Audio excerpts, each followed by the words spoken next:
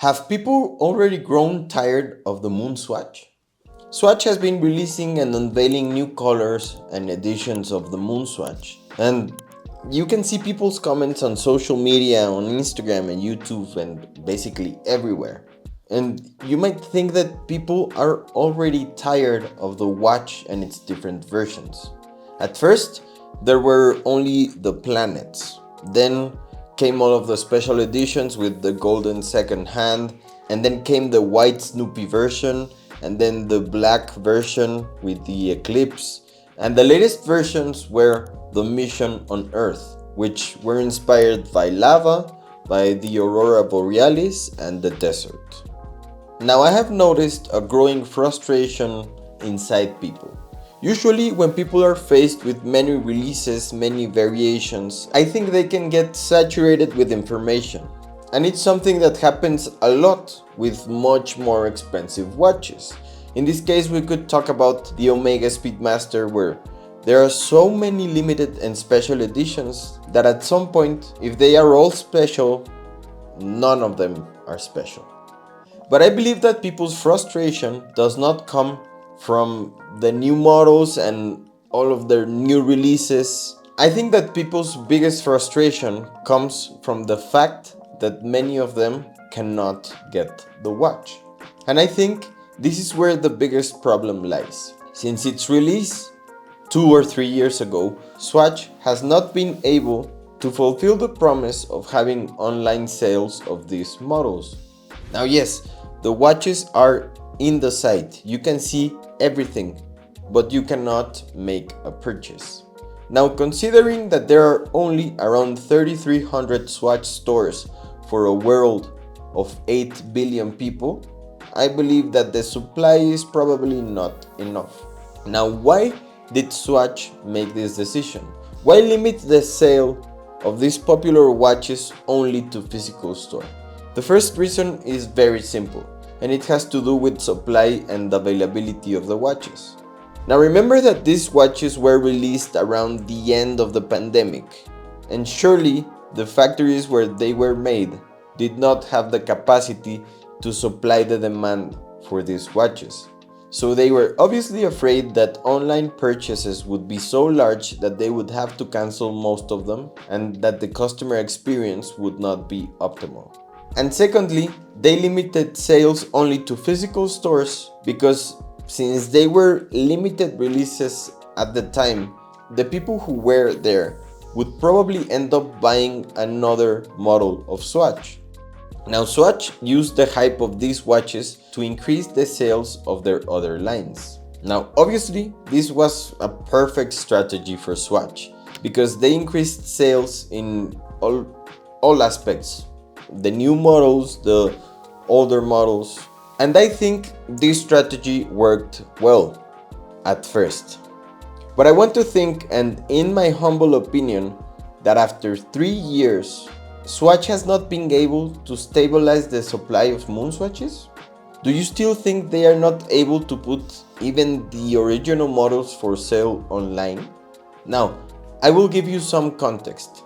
At least in Mexico, if I'm not mistaken, there are no more than 5 or 6 Swatch stores. Some are in Mexico City, I think there is another one in Monterrey, and another one in Guadalajara. And I'm not sure if there is one in Querétaro, maybe. But 6 stores for 32 states in Mexico, I would say it's a very low percentage for all the people who want a Moonswatch. So I think the main frustration of people towards this very popular model is that it is difficult to get, because when you go to the store, they actually have them in stock. But to be honest, people will not travel to buy a watch for $300. So I think this is the beginning of this frustration. But then we encounter another thing that I think frustrates people even more. Now, the difficult thing about getting the watches is not really because of exclusivity issues. I think the biggest problem is the poor organization and lack of communication from Swatch to their clients. Now, I have several friends who have been queuing for 2 or 3 days since the first Moonwatch was released around 3 years ago. And they always go when they announce a new release. And if you realize, from the beginning of these releases, there have been problems. There have been fights, some people have been stabbed in New York and Japan, and they've had to cancel releases. Now, at least here in Mexico, people queue at the mall, but they actually don't let you stay overnight, they don't let you stay in line, and even Swatch does not acknowledge the line that has been formed 2 days prior.